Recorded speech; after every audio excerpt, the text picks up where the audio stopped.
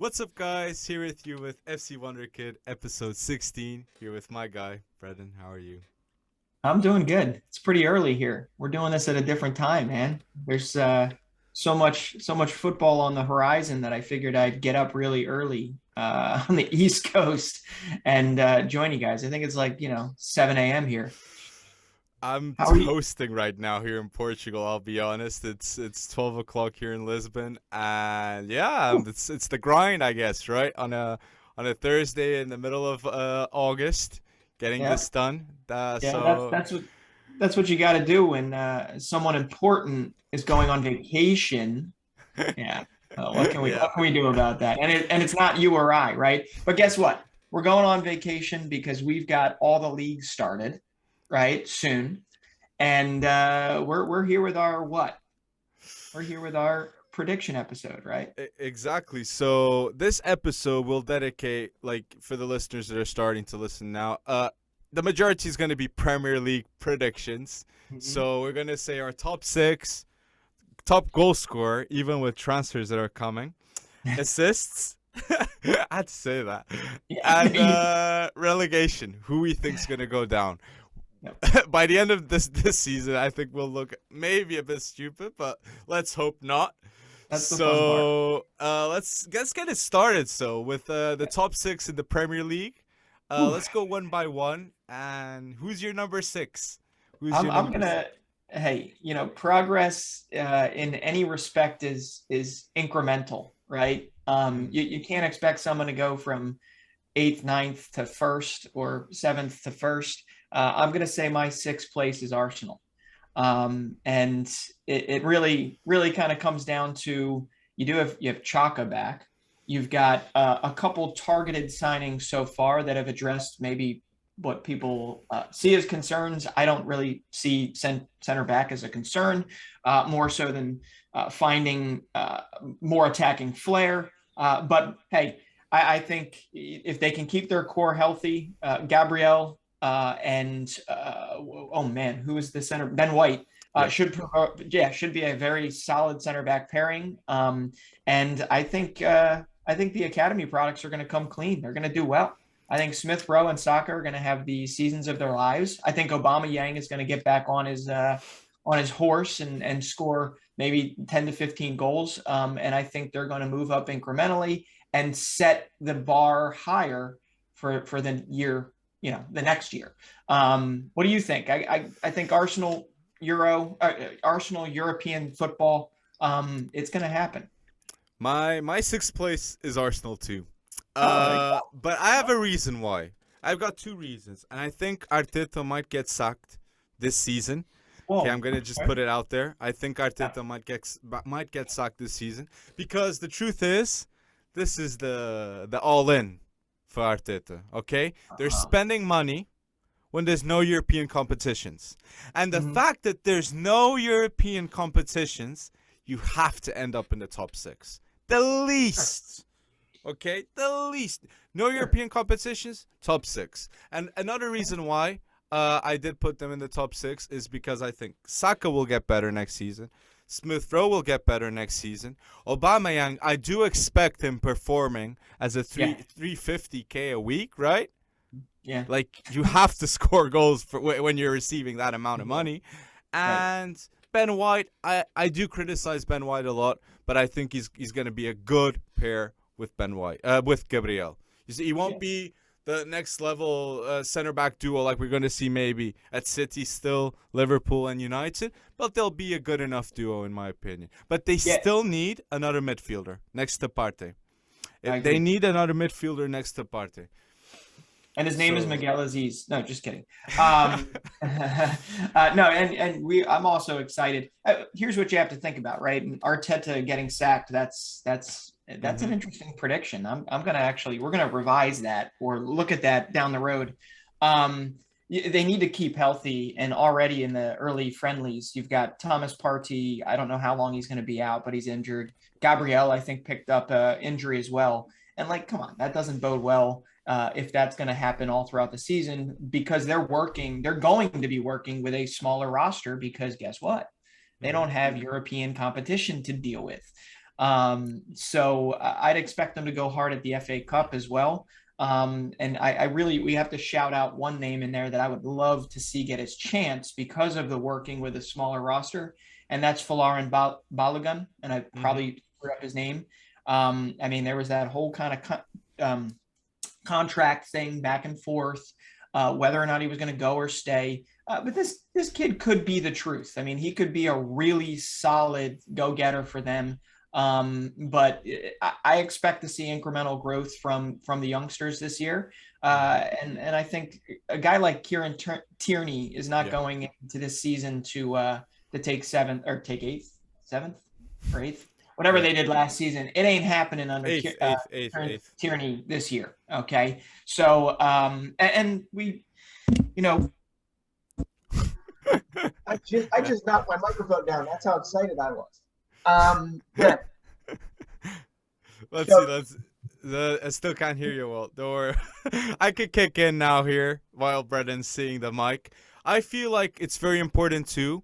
If James Maddison is coming in, okay, we need to start looking at Arsenal as a top 4 maybe, okay? Because if they sign Maddison plus a player that's really good in midfield next to Partey, that is pretty much it in my opinion. But if they're giving Reece Nelson, Joey Willock, Maitland-Niles, and there was another player too, that is too much. But the player that you forgot to mention, I think, is Martinelli. Martinelli won't be seen the same if he doesn't perform this season, because he can't use the injuries as an excuse anymore, because he's played in the Olympics coming off the bench, I think. So he's back. Okay, so let's see. Let's see. Yeah, so you can hear me okay now after I threw my microphone across the room? Goodness. I told you it's early here. So why don't you start with your number 5? Okay, my number 5, I'm going to go safe here. I'm not going to go bold. I'm going to go Leicester. Because Leicester, I feel like now we can trust them. I like the coach. I like Brendan Rodgers. And just the fact that Brendan Rodgers refused to coach Tottenham, that shows that Leicester are doing a pretty good job. Good owner, overall fantastic team. Even if they sell Maddison for 70 million, that's one heck of a deal. And I trust them to get 2 players like Maddison. Okay? So, Paston Daka, I think, is going to work out wonderful. Somare, last podcast, I only praised him. I'm going to praise him even more. He's a baller, okay? Sumare is going to shock the league. Tielema, Vardy, they got so many talents. So I'm pretty safe on them. Number 5. Well, here I'm going to pour a little cold water on that excitement there, Alex. I had them as number 5 as well, which shows, I guess, how much we think alike. I think we'll change that in the near future, I'm sure. But that Wesley Fofana, I don't know if you saw that, but he's probably out the year, right? That hurts. Now they have Soyuncu, I think is how you pronounce that last name, the Turkish center back. Yes. They have Johnny Evans as well. I don't really know who they have behind that. I mean, Big Wes Morgan's gone, right? Isn't Kabak going there, I think? He could be, yes. And I would imagine that they're going to address that sooner rather than later, and they probably should, because Fofana being out. But Fofana, even in his, I think he came in October of last year, he was just unbelievable, right? Absolutely unbelievable. And to miss that, it's a cog in the wheel that unfortunately puts them at 7th for me. Even though if you did this a month ago, I actually had them in the top 3, top 4, right?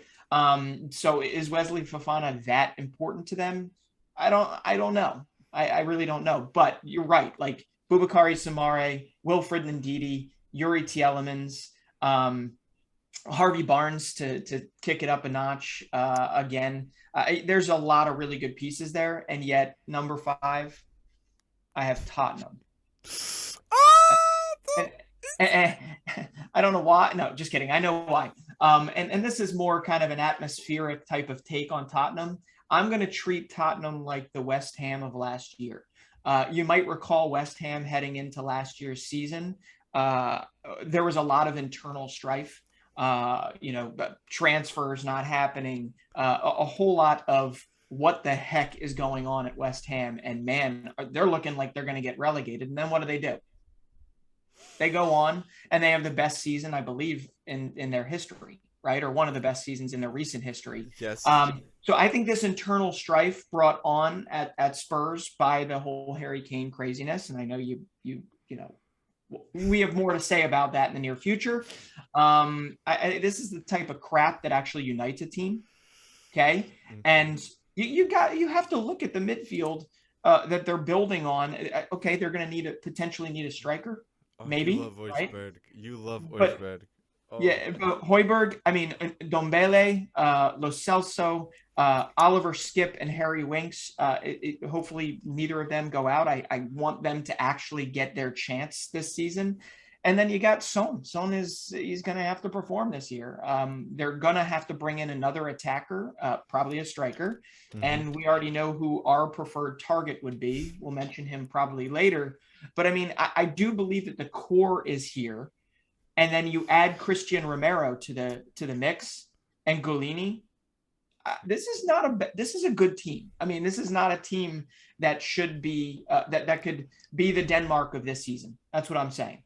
Okay, they should come together, and I think it would be a coup for them to finish fifth. Even though I would imagine most Spurs supporters say, "What are you talking about? We should be 2-3 every year, right?" But that's my fifth.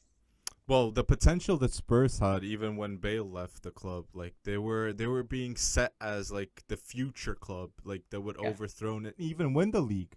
The hype with Poch, Tottenham did achieve big lengths, but they're in 7th in my list. I'm just gonna say that. I don't think Tottenham are gonna have a big season.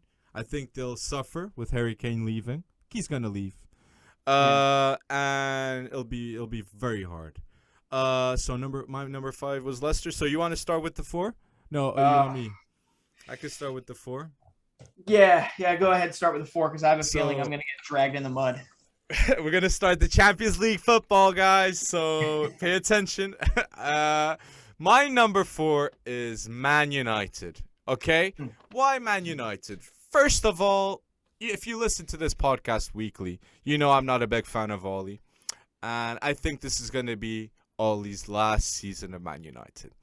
I think he's going to be exposed with players like Varane, players like Maguire having enough. I think the locker room will have enough. And no title, no Ollie. That's it. Too much money spent. And it is a young squad. Okay. So he did develop. And the fact that's why I don't get why they had the contract extension. Okay. The contract extension is so I don't get it because they needed guarantees, in my opinion. A big club like Man United needs guarantees that they're going to win titles. And does Oli give that? He doesn't give that to me. Okay, I'm going to put them in 4th. And yeah, I think Sancho will have a fantastic season, but I think they'll end up in 4th. Yeah, so you're saying growing pains, basically. They're yeah, I'm not. I think the Champions League they'll go through in the Champions League. They'll go far, in my opinion. Okay.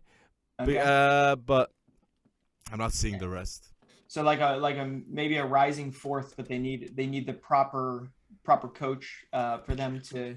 Fact, even Varane can get injured too. Varane is injury prone, and.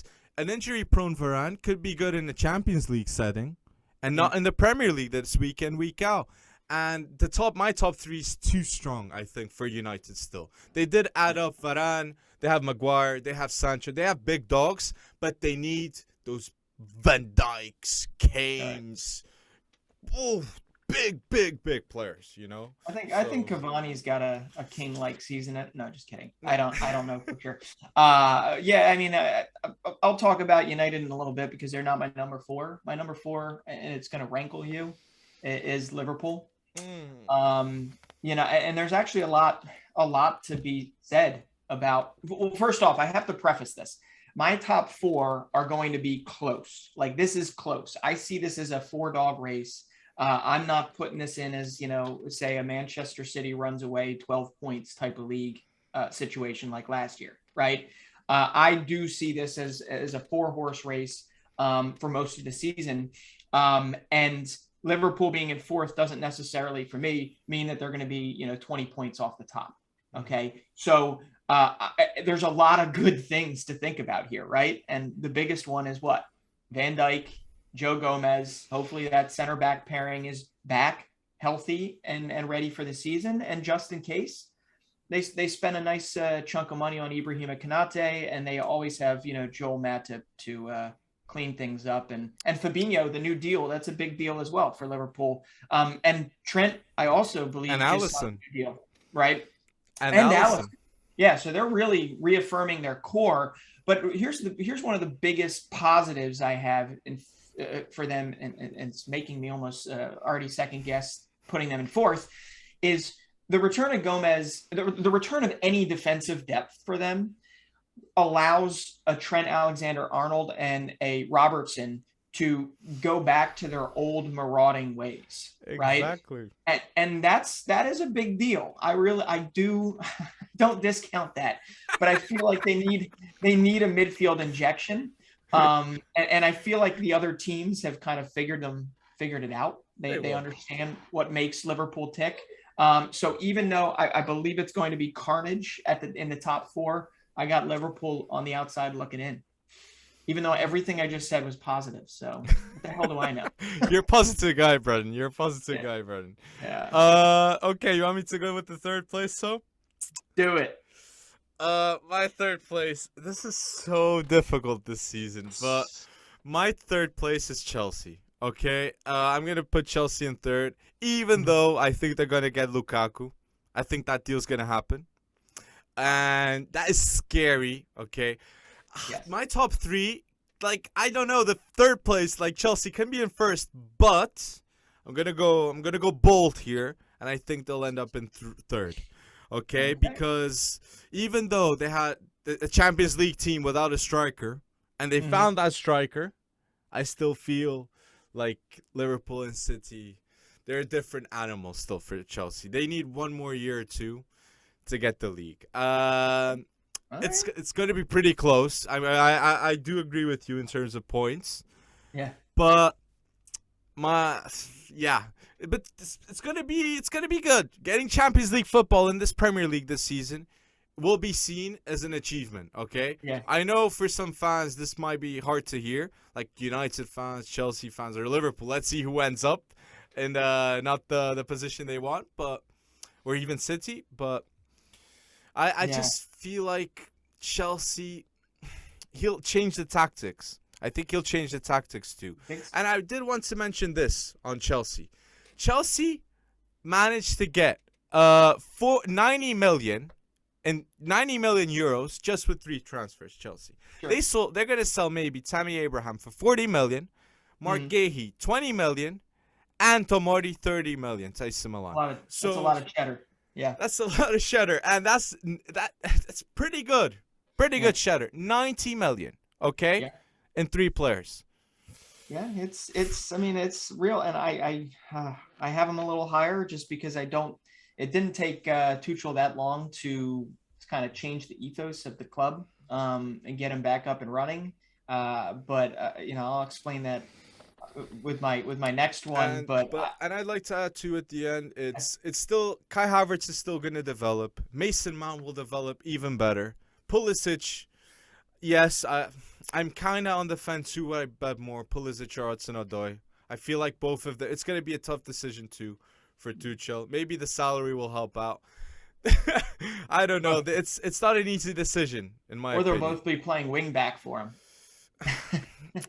Hudson-Odoi did work out. But in January, I do think too he's willing to invest. Tuchel. Sure. Let's see. I'm with you there, and that's why my top 4 is pretty much interchangeable. But my third is we'll go back to United. Is Manchester United. Okay, and I think there will be growing pains. I kind of preface that in when you were talking about United.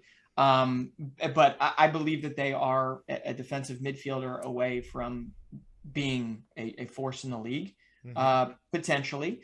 And Pogba is back, which is interesting. He's back in training, as obviously you expect if there has been no kind of reconciliation or interest shown elsewhere, like the PSG interest we thought was going to take win. But they're going to be without Marcus Rashford early on in the season. And I have to just take 1 second to give this kid a little more kudos than I think anyone gives him.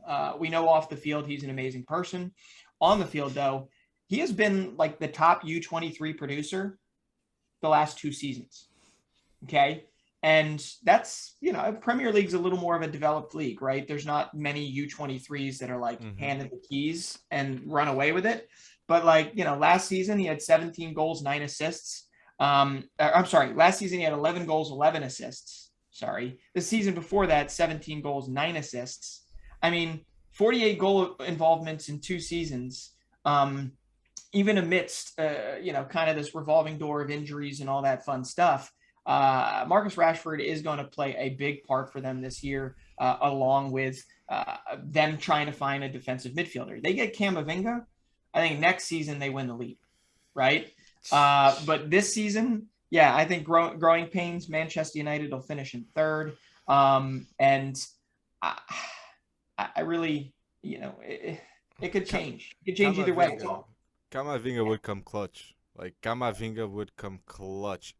He would. And there's probably more battle-tested defensive midfielders. Who knows? Maybe you get this renaissance of Fred this season for them, or McTominay just becomes an absolute force in the midfield. But we're going to know early on whether or not that's the case. Right? Maybe they should loan out Anibal Mejri, and in a couple of years' time, they're thinking, what a defensive mid we got here. Yeah, so I like your pick at 3rd. Man United. Well, I'm not that hopeful because I feel that's a big gap next to Scott McTominay still to fill. But let's see. And Maguire will be more of a stopper. Maguire will be more comfortable with Varane because Varane provides the depth to get the wingers, to get those long balls. So let's see. It's interesting. So my second place, I'm going to say Liverpool. Why Liverpool in second? Well, I think it's pretty simple. Liverpool have something to prove, okay? And a player like Van Dijk that is already being mocked just for a clip of him being over Jovetic going through him. People are already mocking Van Dijk coming from a huge injury, okay? Calm down, people. And you said Joe Gomez and Van Dijk, the duo. I think it's going to be Konate and Van Dijk in the middle of the season. Because Konate is looking built different. That guy is a proper unit, okay? He's huge. Konate is huge. So Van Dijk and Konate, I'm really hopeful. And another thing, you pointed it out, and I was going to point that out, and that's the reason why I think they'll be in second. Yes, they're not signing players like Kai Havertz. They're not signing Werners. They're not signing players like Chelsea and players like City. But Alisson Becker just renewed his contract until, I think, 2027. Trent Alexander-Arnold got his contract extended until 2025. And I feel like they're picking the future. Who's going to stay? I feel like there's a plan with Liverpool.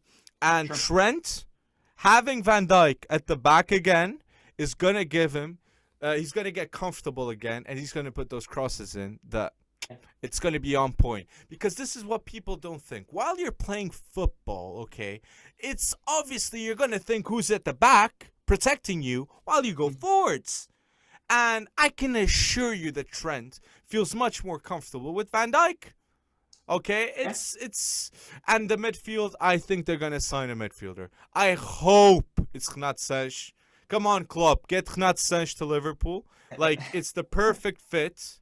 This is the perfect fit, in my opinion. Or Saul. I don't get why Saul gets so much hate.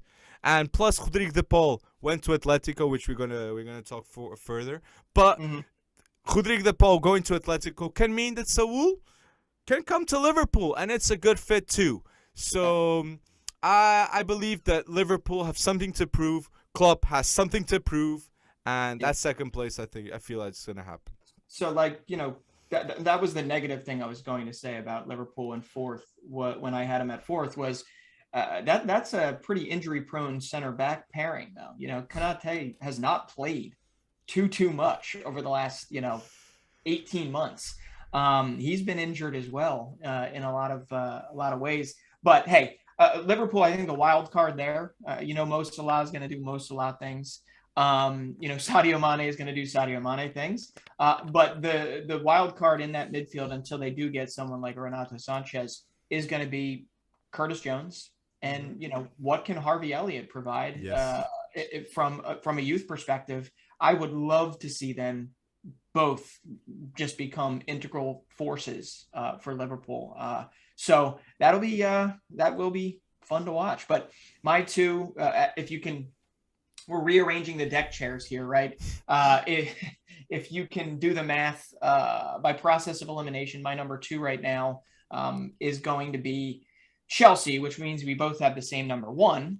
But even if the defense isn't upgraded, right, with Jules Koundé, which I believe is kind of still in the possibility realm, you've got still one of the better defenses in the league. Okay. And you've also got one of the best tacticians in the league. You might be right. He might over tinker after coming in halfway through the season and being like, oh, wait, I can win a Champions League. And then he goes and he does it. There might be some tinkering when it comes down to the Prem. But if you look at the pieces that he's seen, Tuchel has seen kind of progress this offseason, like a Jorginho, right? How instrumental was he to that Italian win? True. Okay. I really do see that he can bring that type of leadership into a tactic that Tuchel delivers to them. And it's just whether or not it's kind of flawless on delivery. Mm-hmm. And I think Jorginho is going to be a very, very big portion or part of that. And you mentioned it, 87 million pounds or so, or euros for a couple players that they were likely not going to be giving a shot anyway, gives them a nice little shot in the arm that they probably didn't need from liquid cash that they can go out and spend. And I got to bring this up, and you and I were talking about this beforehand. You're looking at Lukaku, who's 28, and by all means, he offers the same way Haaland offers something you just can't get anywhere else. Lukaku is the exact same way. But why not look at somebody that you can actually grow with over time, like a Dusan Vlahovic for up top, if you're trying to get a Giroud meets somebody maybe a little more mobile, right? Dusan Vlahovic would come in at a lot cheaper than that. It's just, I don't know if it fits the Roman Abramovich. See, I did it again. Abramovich, sorry. Because I'm about to talk about Tammy Abraham, right? I just don't believe he fits that mold. So I don't think they're going to go that direction. But just their spine, everything. They've got depth. They've got young guys that they're moving. Like Reece James should have another very, very solid year and play a massive part for them. He's got all the pieces, and I believe Tuchel is the one that can put them together to fight with City for the Premier League title this year. The three big names I put here down that are going to develop is Kai Havertz, Mason Mount, and Reece James. You're spot on there. And if you get a Timo Werner that can actually hit the broadside of a barn. I don't know. I mean, this team, he's shown it before with Leipzig. He can do it again. And I believe he will do it again this season, or I'll eat crow. But I believe he'll do it, but maybe not at Chelsea. Let's see. I hope he does it at Chelsea. I hope he does. I also have to remember, he had 12 assists last year? Yeah. Werner? But he wasn't, not the right time. It was not at the right time, though. And in football, it's all about timing, moments. And the truth is, Kai Havertz is a Chelsea legend because he scored the goal that won the Champions League. Yeah. That's it. It's about timing. Big moments, big players come up. We did say back then that no matter what Kai Havertz ever did beyond this in a Chelsea shirt, he is going to be a legend forever for that goal. He will be. But and I like to end off with Chelsea because we're going to mention City next, and it's Haaland. I feel like Haaland was going to happen for 130 million. But Dortmund didn't even believe that anyone was going to give 130 million. So now the chit chat is 175 million. I know. Okay, so you can get Haaland for 60 million next season. Okay, and clubs are willing to pay double. That shows how special Erling Haaland is. Okay, Almost 21. Triple. Yeah. Triple would be the 170 that Dortmund is trying to get. Okay, Yeah. but they won't get it. But Lukaku, you said why are they getting Lukaku? Because they can, Brendan. Abramovich can. Abramovich gets what Abramovich wants. Lukaku is what he wants. There you go. There you go. There he goes. He goes and get it. That would be interesting. Yeah, a Lukaku return to Stamford Bridge would be one hell of a thing. And I'll be honest, like he's got really good memories, Lukaku, with Didier Drogba. Sure. So, like if you're growing up and you're learning with Drogba, I'm sure in his mind he thought one day maybe it's gonna be me, the number one guy at the club. So he worked it. He worked it. Could be. Yeah. So you want to go with the number one? Yeah, well, I mean, I don't have much to say here. No, I'm just kidding. I mean, Manchester City, right? The whole back-to-back Premier League title thing. Yeah, there's definitely something to that, right? It doesn't happen often, but it has. Manchester City, it's very clear that I was wrong in the last podcast, and it seems this is my mea culpa. I believe Jack Grealish is definitely headed to the Etihad. So, wow, man, he has a glut of things. I guess they're still going to be playing with a false nine, unless, of course, something happens that you want to happen. But I do remember a soundbite. I don't know from where or when it was, or if it was even verified. But he said, I believe it was Pep saying that there's no way you're going to be able to get both of them in one year. It's just too much, right? But hey, you have to talk Grealish aside. The rotating cast of characters that's still there. You keep Kevin De Bruyne healthy. You got João Cancelo back. You have obviously one of the best defenses in the league, one of the best goalkeepers in the league. I can't put anyone above them until they prove otherwise. Okay. That's simple. I put Man City number one too, and first reason why I'm gonna put Man City number one, and I want to say this: Kevin De Bruyne is leaving the Euros as a man that won't win anything for Belgium. Okay, right. So he's on a mission. Okay, to get that Champions League. He still hasn't got the Champions League. Okay, right. That he deserves as the number one player. Okay, so I feel like even De Bruyne is coming to the Man City management, and he's demanding a lot. Okay, because it was actually him that did the contract negotiations for himself at City. So I'm sure the talk was, who's coming? I need players to come. If we're not going to win with this, Aguero is leaving. Yes, Aguero didn't leave for, on a big transfer fee. He left for free, but the contract salary, like there's a huge gap there. Okay, huge gap there, and it's gonna be filled. It's gonna be filled. They got Grealish, and they're gonna get Kane. So this is what's gonna happen this summer for me. Grealish becomes the most expensive Premier League signing in history. Lukaku, then becomes the most expensive Premier League player in history, and then Man City are gonna go bold, and they're gonna do checkmate by getting Harry Kane this summer. And screw it. They want it. They get it. City is going to go bold, and they're going to get Kane and Grealish. It's going to be insane. Insane. Yeah. And Guardiola, I'm glad you mentioned that Guardiola said he wasn't going to get a striker. He did mention that pretty soon. And we were here talking, saying, oh, maybe they'll invest in Leon Delap. Right. Like, what? Like, now we look at that and say, yeah, of course. It's Guardiola doesn't invest. He doesn't invest like in a Leon Delap right now. He's gonna go for guarantees because he wants the Champions League. He wants the Champions League, and a lot of money is kicking in. I don't know, but I don't feel like I saw news that the Premier League clubs did get money leaving the Super League. Now there's a cash injection too happening in La Liga. Yeah. So there's money. Money is there. Like streaming, like City are gonna go bold. Gonna go bold. And another thing I like to mention too to end, Ruben Dias is a beast. And Ruben Dias is gonna continue to be a beast. One of the best center backs in the league. He'll stay there. Stones is there too. And Laporte. last mention, Laporte. Laporte, yeah, but Ruben Dias is the guy, in my No, opinion. of course. And the last player I'd like to mention is Foden. He had double figures last season, okay? So he'll improve this season, and the Foden that we'll see will be even better.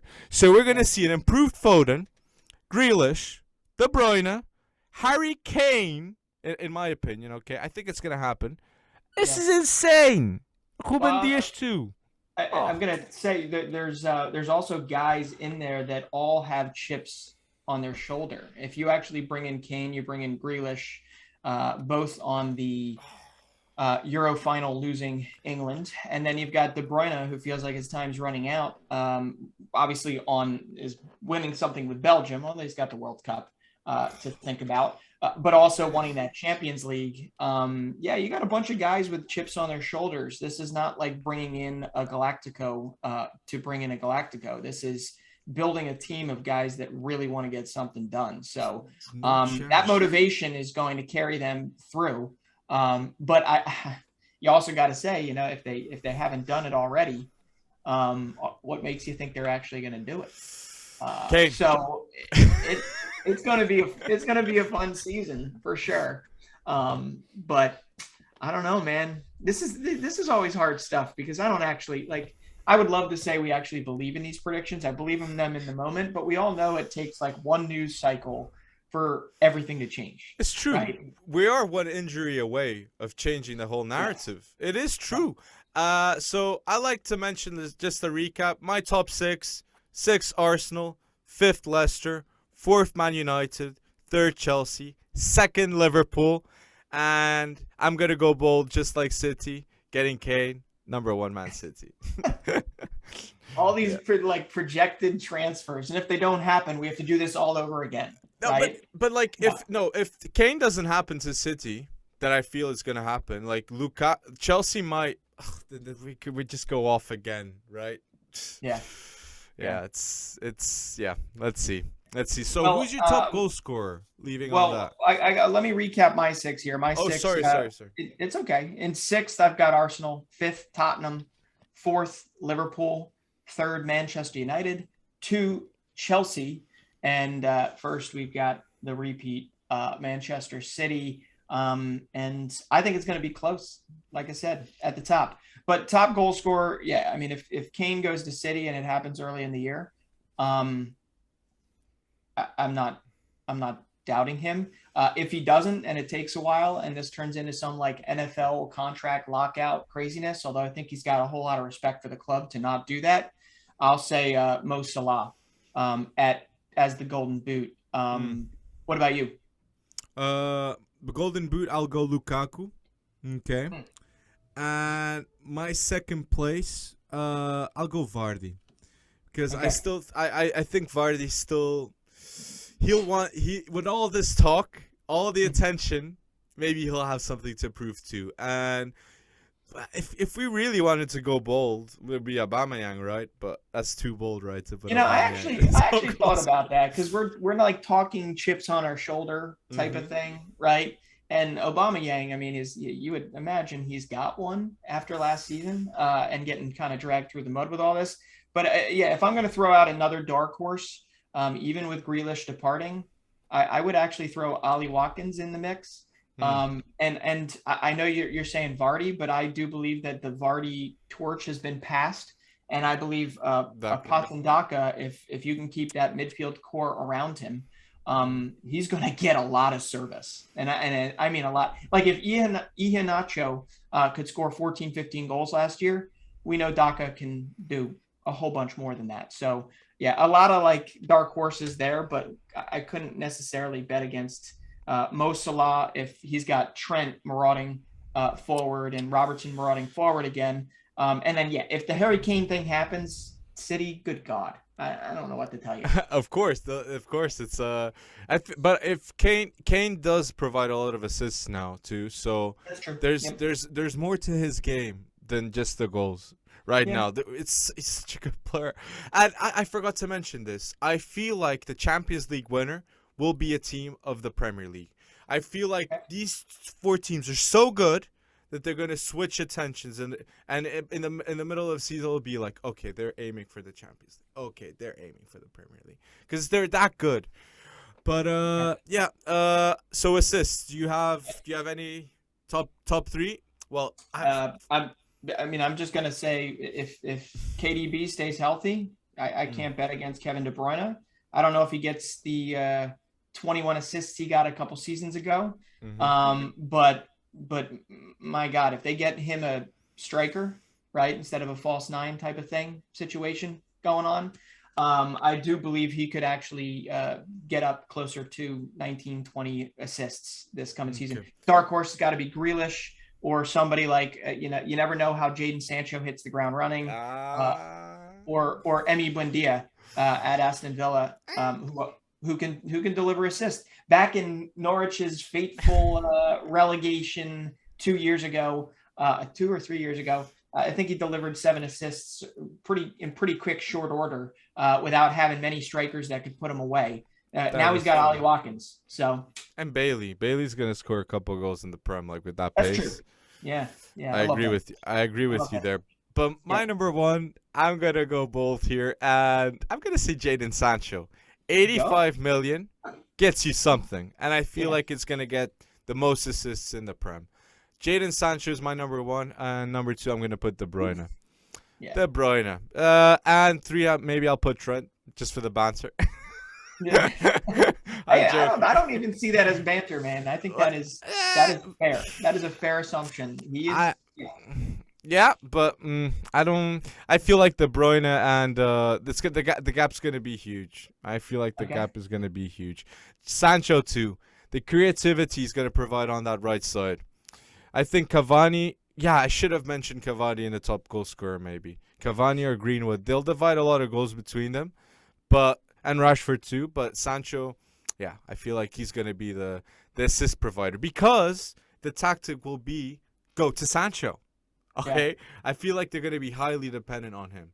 So Man United fans, sorry. You made no mention though of Bruno. You think with the Sancho inclusion that it takes a little pressure off of Bruno as a provider? It certainly does. Just like it took pressure on Pogba. It was very noticeable that Pogba actually felt more relaxed on the pitch next to Bruno. I feel like Bruno will be even more relaxed. And what's interesting here about United this season is that I felt like last season, the only player that really had championship mentality at United was Bruno Fernandes. And Maguire, he had a lot of complications, like he had the night out. It was a tough season for him. He did deliver pretty well with all those outside conditioners happening. But I feel like this season now, Bruno is on the pitch and he's looking on the right. He sees Sancho.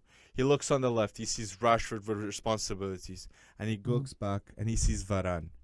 Okay, so we're going to see a Bruno Fernandes more relaxed on the pitch too. But I still feel like Bruno will rely a lot on Sancho on the last decisions. So I put Sancho with number one in assists. But Bruno will have one heck of a season too. He'll be the best player. He'll be the best player. As he was last season. Yeah. Wow.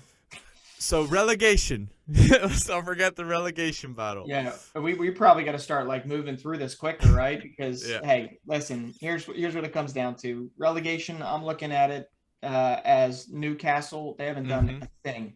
They have a great core. I mean, Callum Wilson will go down fighting. I love Miggy Almiron and his engine, but they've done nothing so far. I wish better for them. Maybe that core is good enough to stick around, but it's the same reason I'm putting Burnley next to them.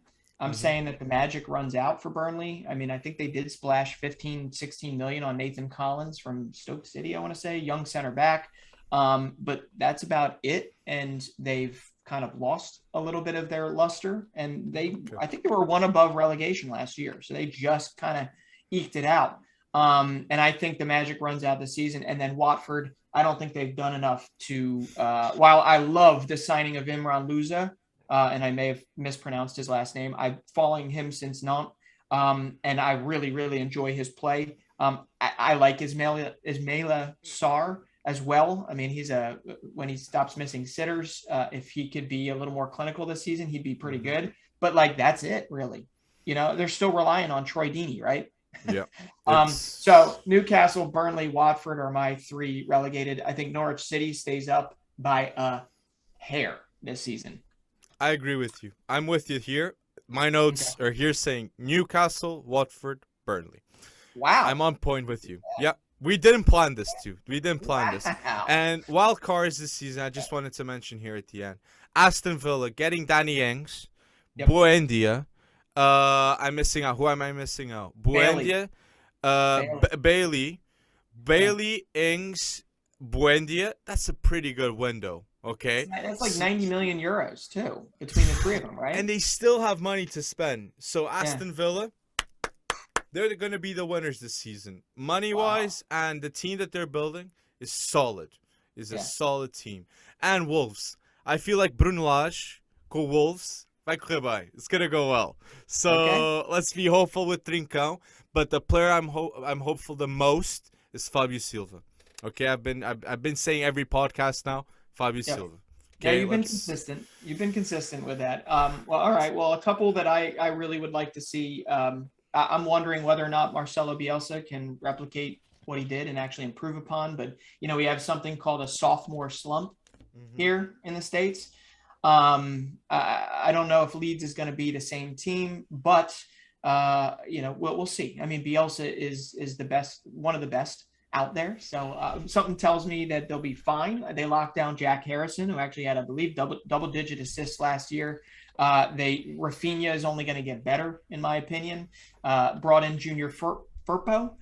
Even brought in a young Norwegian goalkeeper, Clayson, to kind of give Meslier a run for his money. But I really like that Leeds core, and I think hopefully they can improve upon last year. And then the other one I want to say is Everton. There's a lot of craziness going on around Everton right now, especially with the whole Gylfi Sigurdsson thing and what the future of James Rodriguez, all that stuff. But I am here for any Moise Kean, Dominic Calvert-Lewin, this resurgence and this like what is it called, double-headed monster type of situation. If Everton can get hit the ground running this season, I would love to see Keane come in. He had 13 League One goals last year.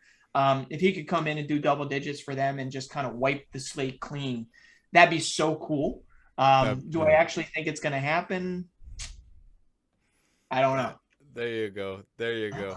So Prem predictions, there you go. They're up. And let's go now with now it's kind of like, because we don't have time for everything in the episode 16, but because we did the Prem predictions, now we're going to do the Bundesliga, La Liga, and Liga NOS. Just a quick recap of who we think's going to win and some opinions on it. Yeah, I'd like we'll go in depth in later episodes with these, right? I mean, as the seasons kind of pep up, expect a whole lot more that we talk about. But yeah, go ahead, start. Sorry.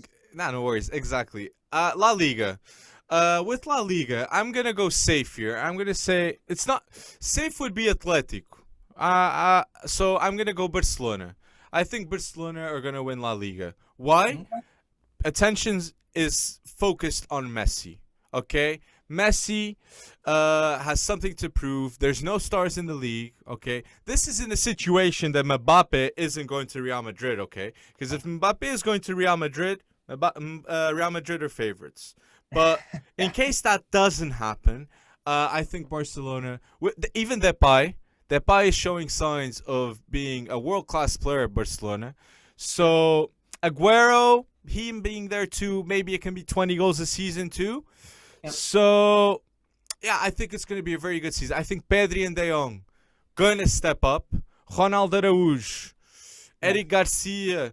It's going to be a rebuild, but I feel like they're good enough to win the league. And Griezmann, like, we need to put the spotlight on Griezmann, because Griezmann is at the age that he should be winning titles. And if Griezmann is world class and then a player of 120 million, he needs to start winning. Okay, with Barcelona, he can't be the one that says, "Oh, I'm dependent on others." Yeah, right. A player that costs 120 million is dependent on others? No, you can't be. Need to show signs of building up, in my opinion. So stepping up, and so Griezmann, step up. Gareth Bale is dependent on nobody. Hey, if you're gonna bring up Barcelona, and I almost could hear like the seeds of doubt as you were listing those defenders, right? I like Ronald Araujo. I like Oscar Mingueza. I like Eric Garcia, but I don't think they're ready to. I mean, it's going to be all offense that keeps Barcelona in the running. Let's be honest. Okay, so that's why, I got to take the safe pick, and I'm going to go with Atletico. Okay, and really, that DePaul signing to me was just, I think it's going to be the freaking steal of the transfer window. Okay, or one of them. I mean, 35 million euros. I agree. And while Barca and Real are figuring things out and maybe a little more hamstrung on the transfer front, although that $3 billion injection from CVC Capital Partners is going to help very nicely for the whole league, I must say. I think we talked about this previously. Atletico has this core, right? This core that they've preserved, and hopefully they can blood a few of their young guns, like the younger Simeone coming through right now. But like they've got this core that I don't think has been disturbed too much this offseason. I think only Vitolo has left. So I just believe that they might even be stronger than last year when all is said and done. So I can't bet against them right now. But I mean, Barcelona with Messi, Depay, Aguero, Pedri, Ansu coming back from injury. My God, that'll be awesome. So La Liga expected to be close, but Atletico wins for me. So we're showing no hope to Real Madrid, no hope to Ancelotti. Which virtually guarantees they win. I'm with you. I don't think Real Madrid are going to go for it too without Mbappe. Okay, Bundesliga now. So who'd you got? Well, Bundesliga, I can't look past Bayern. But Julian Nagelsmann is a tinkerer. A tinkerer? Is that a thing? That's a thing. He is a tinkerer. Tinker in Irish means something different, I'll be honest. Oh, crap. Whoops. Well, that whatever that is, I don't mean it. But he's a tactician. He's a smart guy. He's sometimes almost too smart for his own good. Bayern already has the pieces probably to repeat, right, for like a bazillionth time. So really, Kimmich, Lua, Muller. I mean, this almost feels like that kind of swan song or that like last hurrah, maybe. But then you also have these guys coming through like a Musiala who could have a bigger. They kept Coman too. I mean, they haven't gotten rid of him yet. Alphonso Davies coming back to full form, and as we saw, he's on the Leon Goretzka diet. I mean, just these guys are primes. They're ready to go. But I've got a couple contenders, in Dortmund who want something to do, but they need like a center back overhaul for that to happen. And I'm going to throw my dark horse. Jesse March. I feel it. Well, actually, I'm not even going to talk about him, and I really should. No, my dark horse. You ready for this? My dark horse is Bayer Leverkusen. Okay. Bayer Leverkusen had, let's see, they had the third best defense in the Bundesliga last year. Okay. Only conceding 39 goals. They've kept Tapsoba, right? And they brought in this Odolan Kosunu. So they're a little thin at center back. But that kind of forms their, solid. They got Frimpong coming through that should be healthy enough to play and really do well. They've just got a lot of interesting parts. They lost Leon Bailey, but should be able to spend that money wisely. You've got a healthy Ezekiel Palacios. You've got a healthy Paulinho that hopefully can do something. And you still have Florian Wirtz, Patrick Schick, and Moussa Diaby. It's a good team. This is a good team. It's a good team. So that's my dark horse, but I do think Bayern's going to win it. Well, that team, now that you're mentioning, they might end up ahead of Leipzig. That is not bold to say. Like, that's a pretty good team, especially after the Euros that Schick had. Yeah. I'm gonna go Bayern. Okay, I love Nagelsmann. I love his style of play. I think he's a Wonderkid coach for sure. He's a phenom. The pressure, how he puts pressure on one side, and enables the ball to go to the other side. It's just beautiful to watch. Okay, so I'm gonna go Nagelsmann winning the league. But if there's someone that can overthrow him, is another Wonderkid of his own, and that's Haaland. So, I do expect Haaland becoming the top goal scorer in the Bundesliga. But I got here in my notes, guys. Please watch out for Leipzig. Okay, they're gonna be in a rebuild, but a player like André Silva just landed in Leipzig. You got Brian Brobby there. Okay, so if André Silva is landing, what's gonna happen with Brobby? Gvardiol, fantastic center back too. Szoboszlai is going to finally play, Dominic Szoboszlai, and Simakan, center back, sorry. Yeah. He's really good. He's really good too. So it's going to be a rebuild season, but it's interesting to watch, in my opinion. Yeah, I mean that roster is just so deep. You know, and it's just whether or not like you're probably like a Bayern injury away from Leipzig taking over. But it's just so deep at every. Jesse Marsh has walked in and he's probably like, this is amazing. Yeah. So I will be really interested to see what Leipzig can do this year. I'm hoping my man Tyler Adams has a phenomenally healthy and productive season. But like, there's just so many good players in Leipzig. So yeah, we'll see. But, all right. Well, we're running out of time. Do you want to quickly? We're still chill. We're still chill. Okay, but how do you like, even with Malen? Like, if Malen performs with the goals that we saw him in the Eredivisie, Malen my I don't know. But yeah, we do need to talk about Liga NOS, so we can go through there. So as an American fan, like, what are your thoughts? On what? Liga, oh goodness, on Liga NOS. I mean, just to go back quickly to that Malen statement, right? I think he is going to have a good season, and I think the big key there is how productive a Gio Reyna can be this year, and how productive Axel Witsel, Jude Bellingham type of whatever you call it, like a rotating eight or whatever Marco Rose likes to use. How well that kind of comes together, because a healthy Witsel is a happy Borussia Dortmund, in my opinion. So that'll be really interesting to watch. But in Liga NOS, yeah, I mean, from a perspective, I'm looking at this and I don't see flashy signings. This is very different, obviously, than dealing with all the crazy young talent going into League One or into La Liga or into the Bundesliga. But by all means, I think Benfica is doing the right things in the transfer market to give Sporting a run. I still think Sporting, somehow they held on to Pot, they held on to, so far, Nuno Mendes, right? And I think Benfica, though, with their additions, are going to be a whole lot closer at the top, and might even eke it out in the end. But I'm pretty sure that's against what you think.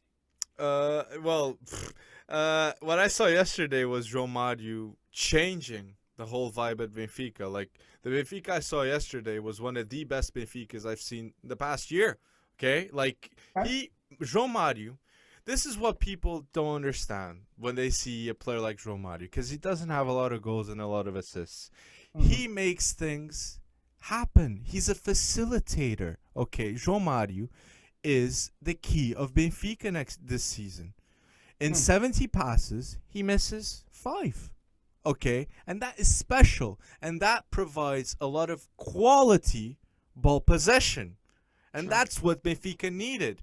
Like, and the only thing that I'm still on the fence was Yaremchuk coming, because now they have so many strikers that or they sell. I still haven't seen anyone going. Carlos Vinicius does a lot of news, but I feel like they'll end up in second, and I'm going to go with Ruben Amorim because I trust Ruben. I love Ruben Amorim.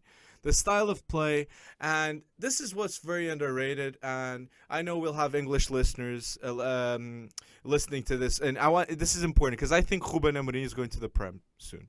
I feel like Sporting will win the league again, and Premier League teams will be saying, "Now, who's this guy? 36 years old, winning the Portuguese league twice, and in one season Benfica injected 100 million. What is this guy doing? What is this guy doing? And what he's doing is he has a healthy environment at Sporting. And in a healthy environment, you're going to have players like Nuno Mendes, players like Bot flourishing because they're with the right mindset, the right people. This is a talk that you can talk about football or even with Google. Have you seen Google offices? They make the best offices for the best workers to have the best atmosphere because they work the best like that. And that's Sporting. I feel like the environment there is completely changed, and the culture is. Yeah. Sorry. Do we get paid for that Google mention, please? We do kind of. but that's the truth. And I like to mention too Bot. Bot scored a trivela. Okay, for a trivela is when you score with the outside part of your foot. And what a beautiful goal. Like, if you haven't seen it, like the Sporting match like last season, the Supertaça last weekend, was you could have seen a lot of players like against Braga. They shown Nuno Mendes had a fantastic assist. Bot had a superb goal. And then you saw players like Gonçalo Inácio, that I'm going to mention forward. You got players like Ugarte coming in. Okay. You got Jovan Cabral. Jovan is a proper unit. He's huge. He's a good... And if he gets the decision-making on point, he's going to be a stud. Then you have decision-makings that I love. Eduardo Quaresma going on loan to Tondela. Everything's being well run. And that's why I pick Sporting número 1. And Porto. Like, if you're an outside fan for the Liga NOS is going to be fantastic to watch because you have Sérgio Conceição, extended his stay at Porto. You got Jorge Jesus that has to prove himself this season at Benfica. And you got a Wonderkid coach in Ruben Amorim that he's doing wonders at Sporting. So, yeah. Interesting. It seems like it's going to be close again, though. Very close. Yeah, and right. Pot will leave. Pot will leave this season. Like, and it'll be for 60, 70 million. It'll be for the same price tag as Bruno Fernandes. Because he's breaking all the records that Bruno made. Like, so, he's proper. He's proper. All right. Well, I'm excited. I wish I could actually watch it. You know, we don't have any. I don't think we have any way. Actually, if any listeners know of a good way to watch Liga NOS, it's worth it. And you got Braga becoming getting stronger. Braga managed to sign a player, Mario Gonzalez. Really good player, fantastic stats he has. Jan Couto, I don't know if he went there, but I like the league. The league is looking pretty good, and players like Tapsoba that you were mentioning at Leverkusen. He was at Vitória de Guimarães before he went to Leverkusen. So there's a lot of. Isn't there another? Oh, that's in the Belgian league. There's another Tapsoba, but it's not. There's no relation there. But yeah, he's coming through. Well, the one thing I was going to ask something. Oh man, I forgot what I was going to say. Sorry. Ruben Amorim? It's Ruben Amorim related. Oh no, I was going to ask you. Is that Manuel Ugarte? Is that transfer actually done? Yes, he's going to Sporting. He's going to Sporting. Fantastic deal. Fantastic deal. It's done. It's done. And it's going to be the biggest transfer ever of Famalicão. So Famalicão, club it's a new club here in Portugal. Like, it's doing a pretty good job. Like, they still have Gustavo Assunção there. Like, they got Pedro Marques on loan. I feel like that'll be a good deal too for them. I saw that. Like, they're very well run club. Very well. They good decision making. It's all it takes, right? Guess Bot was there. Bot is so good, Brendan. I'm telling you, like the national team, how didn't he even get 5 minutes? Just 5 minutes. And Nuno Mendes is the worst one. Nuno Mendes not getting any minutes. I still PTSD on that. Well, yeah, you're gonna have a heart attack, Alex. We'll have to Well, we'll come back to this, but it sounds like it's going to be close in Liga NOS, and that'll be fun. But that's where would we like to head to next, or do It's we? top. It's the top 10 under 19. You said you wanted this to be in form, right? Ratings. Yeah. So like my thought process around this, and you give your top 10. This is not the top 10 U19s. In terms of highest potential or highest FIFA ranking or whatever you want to call it. I'm taking 10 guys, 10 U19s that have played so far this summer. And every month what I'm going to do, and Alex is probably going to do it with me, is we're going to kind of rank and add people in. So you're going to not see some players that very clearly, if we were just listing the top 10 U19s on the planet, they would be in there, right?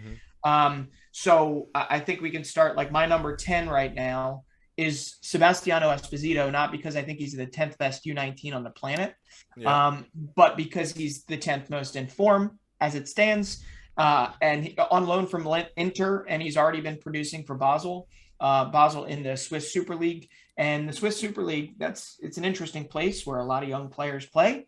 Young Boys, which is an aptly named team to win the title last season, is definitely the favorite again. But Basel, wasn't Mo Salah at Basel at some point? Yeah. This is a place that gives opportunities. Sebastiano Esposito is seen as an up-and-comer at Inter Milan, sent on loan, and he's already kind of killing it and doing well. Good to see that. Who's your number 10? So this is in terms of form. I'm gonna go Gonçalo Inácio because I feel like I mentioned he's not very mentioned outside of Portugal, and I'm telling you, Gonçalo Inácio is one of the best ball playing defenders under 20 in the world. I'm pretty confident in saying this because he's been handed the keys for the ball passing ability at Sporting because he's got pinpoint passes. And I'm gonna go with him in terms of form. Under 19s list in terms of form, Gonçalo Inácio is my number 10. Who's your number 9? My number 9 is Noni Madueke, who is killing it once again for PSV Eindhoven. Everybody's already forgotten. Nobody's already forgotten about Daniel Malen leaving, but Madueke has already shown that he can plug the gap when it comes to Champions League qualifying. So. He's been great, and I think he's also going to wind up leaving at some point in the next, probably not this transfer window, but next transfer window. I'd expect a big, shouldn't be that big if Malen went for what Malen went for. But yeah, he's certainly one to watch, and one to watch maybe get his chance in the English national team fold at some point. To at least, be called up and train and all that good stuff.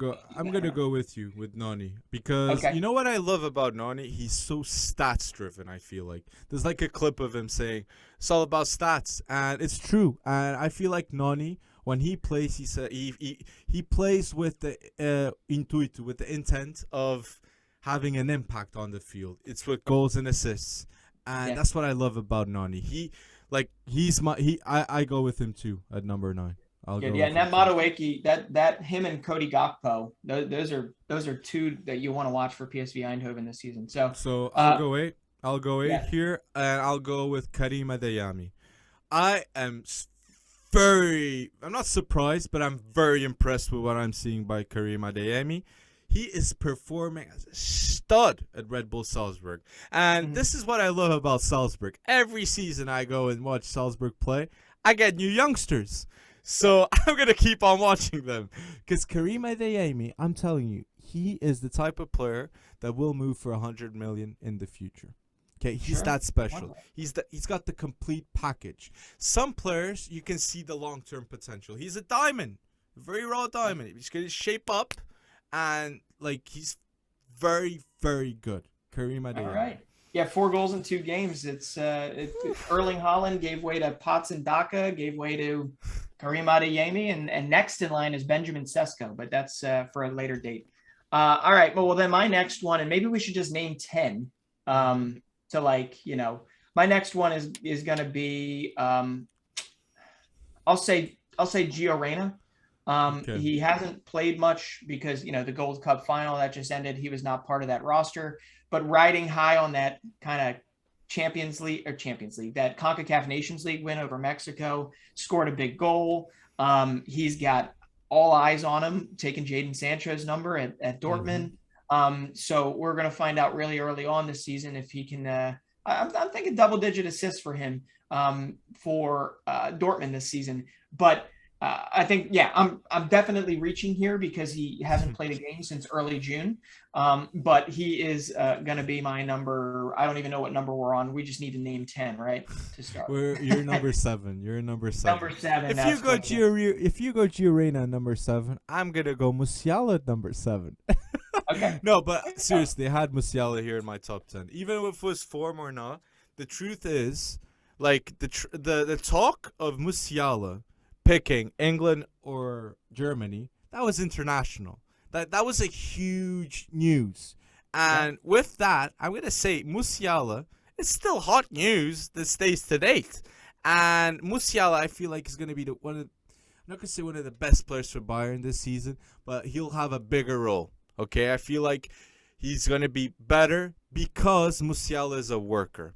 I feel like I've seen the tape. I've seen the tape after training sessions, and Musiala works. And with that, I feel like he's going to be my number 7. You want me to say the 6th? Yeah, go ahead. Say that 6. 6, I'm going to go with Nunmij. There you go. Nunmij, because I saw the first game against Braga, and I'm telling you guys, Nunmij this season, he's going to be the best left back in Liga NOS. And maybe in the international games, people are going to watch him playing for Portugal. So watch out, guys, this season for Nunmij. And yeah, that is my number 6. You're like Elon Musk with Dogecoin with Nuno Mendes. No, but we've obviously seen him enough to know he is a very, very special player. Yeah. And I'm looking forward to seeing him. I think he'll be in the Liga NOS. I don't think he's moving yet. Anyway. My number 6, which we can skip over, and I'll go straight to 5 because my number 6 was Adeyemi. Okay, we already talked about him. Number 5, Jeremy Doku. Okay. Coming off the bench for Belgium, had just that. It was one really phenomenal game. I mean, this is a kid that's just fearless on the dribble, and we've talked about him so much. Also, as a human being, he's a really good guy. Ultimately, I think he's primed for a phenomenal season if they can keep Camavinga.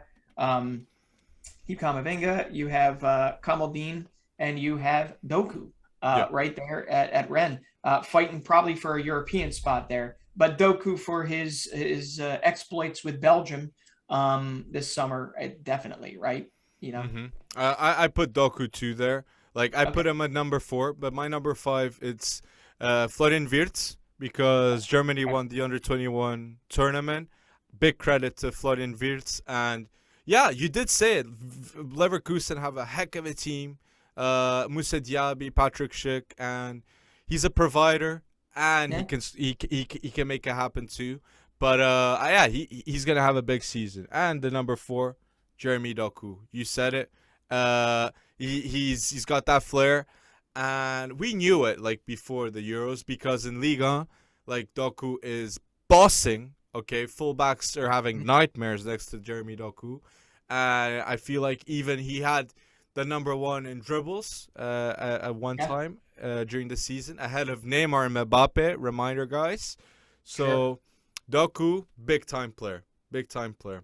Who's your number 4? Seriously. Well, my number 4, you've already covered him. Look at this. We're like one off on each one. It's Florian Wirtz, U21 Euros, more so for the upcoming season. Really excited to see what he can do because this is now essentially it's basically his team, right? And Leverkusen's expecting a lot out of him this season. So, but yeah, that win for the German team, which was more a team than anything else. It certainly wasn't like all their stars. Otherwise, Musiala would have been there. Oh wait, he was at the Euros.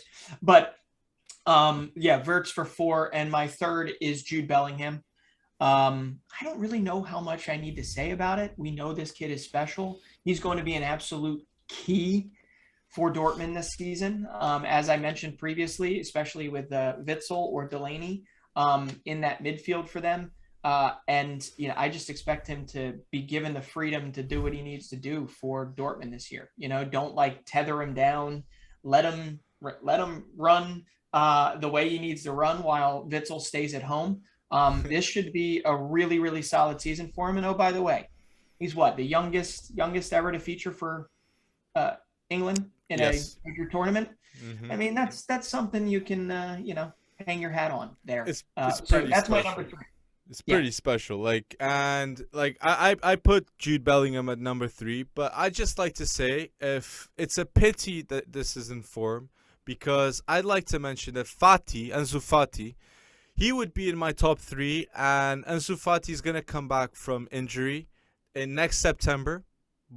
By the news, so in September, October, we may be expecting to see Ansu Fati back. So let's pray on that. Like, we really need that. Like, Ansu Fati, it's fantastic to see, because he is the youngest player to score in El Clasico. He's the youngest player to score for Barcelona. He's the youngest player to score 2 goals in the Champions League. He's the youngest goal scorer for Spain since, I think, I got to hear, 1936. So Ansu Fati, please come back. Okay. So my number 3 is with Jude Bellingham. I agree with you, because the moment that a coach is saying Jude Bellingham is a baller, like Mourinho and Guardiola, he really is. So he's my number 3. Yeah. Well, who's your 2 then?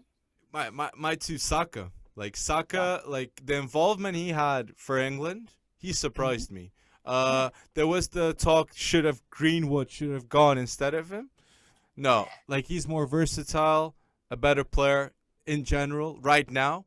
So yeah, I put Saka number 2, and Yeah, and I agree with you there. I mean, I'll tell you, it was pretty heartwarming. I think it was Arsenal. Well, not I think. It was definitely Arsenal showing Bukayo Saka's return, and showed him a wall of well wishes. And I mean, you're talking like thousands of pieces of mail that were like pasted on the wall, so that he can wipe his slate clean and head into the Premier League season. Because I think he's gonna be a key for them, obviously. But yeah, he was a spark plug anytime he was on the field, and just was amazing to watch. I think he's going to be a great player to watch for years to come. So I think we can both say at the same time. Number 1 though goes to Pedri. Yeah. So Golden Boy.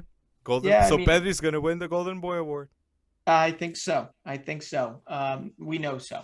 I mean, come on, 72, 73 games, and he's in the gold medal final now, after having a solid Euros for Spain.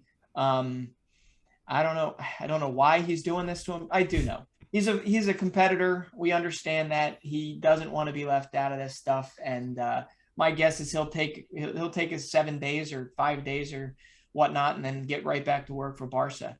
But what else do you have to say about Pedri? He's phenomenal. So he's phenomenal. Like, he's 100% pure Wonderkid material. He's fantastic. Like, Golden Boy, 100% Golden Boy. Got it.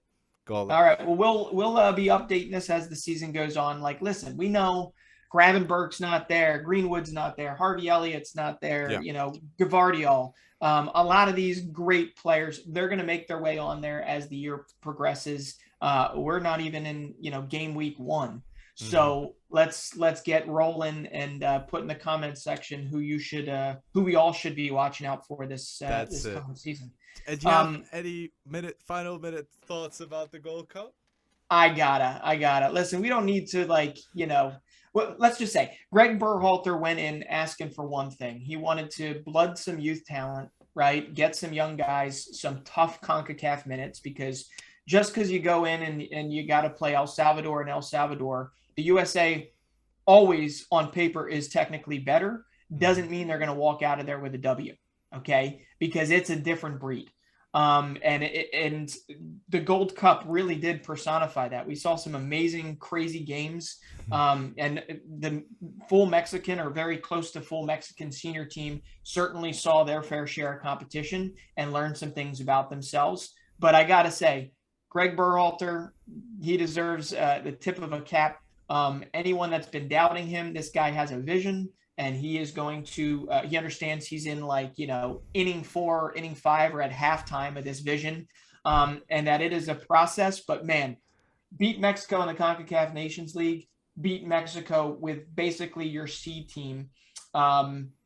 and learn at how deep your talent pool is in the process, and do it in not really the sexiest way. It was just awesome. And I got to say, watching that game, you felt as they went into extra time, this team, with the injection of Buzio, Kellen Acosta was out of his mind. Miles Robinson, 24-year-old center back from Atlanta United. I think some Prem teams need to look at him, or some teams elsewhere in Europe need to look at him. They were just completely out of their mind. No doubt Mexico would probably beat us maybe 8 times out of 10 on a regular day. But that game, once it became a war of attrition, I kept saying to whoever was up with me at that time, this is the United States game to win, and they got it done. So what a way to finish the pod for U.S. listeners. Oh, I love it. I love it. Now World Cup qualifying, man, because that is going to kick up, and that's the most important. Right? That is, and we're here to cover it for sure. Okay. We are. It was nice doing FC Wonderkid episode 60. Guys, comment down below what you want to see next topics, thoughts on this pod, your predictions. We want to hear it. So here with another pod. We're out. See you guys.